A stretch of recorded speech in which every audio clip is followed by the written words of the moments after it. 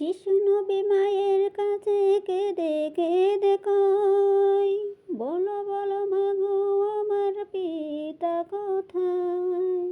সন্ধ্যাবেলা খেলার শেষে সব ছেলেদের পিতা এসে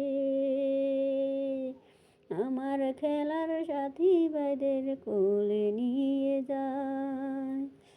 আমার পিতার কোলে উঠতে আমার মনে চায়।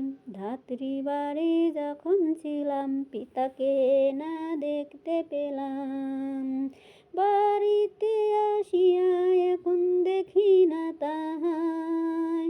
বলো বলো মাগো আমার পিতা কোথায়।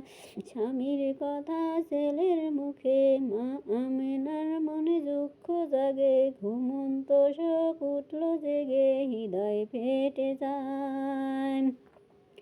ছেলে করে করে বিবি কেঁদে বুক ভাসায়। আসল কথা গোপন করে কয় আমেনা মা তাহারে, তোমার পিতা সিঁড়ি যেতে ব্যবসা করতে যায়। ইয়াসিরে কারাগারে বন্দি হয়ে রয়। এই বলে কান্দে বিবি বুকে লয়া শিশু নবী।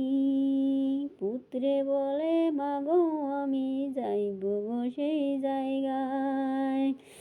সেই দেশেতে আমার পিতা বন্দি হয়ে রয়। শ্বশুরের কাছে বিদায় লয়া দাসীকে সাথে করিয়া, সোনার মানিক বুকে লয়া পথে রওনা হয়।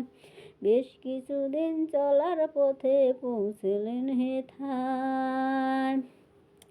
স্বামীর কবরের পাশে এসে নয়ন জলে বুক ভাসে। স্বামীর চিঠি মনে পড়ে হৃদয় ফেটে যায়।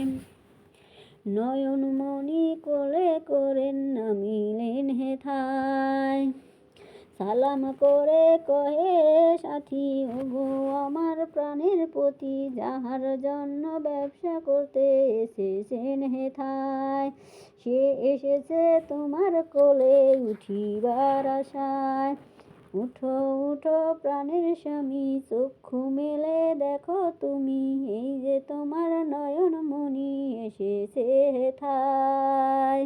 কবর যেন নবীর ভাষায় কি যে বলতে চায়।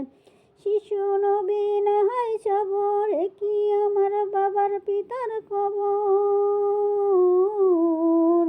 এই বলে কান্দে নবী।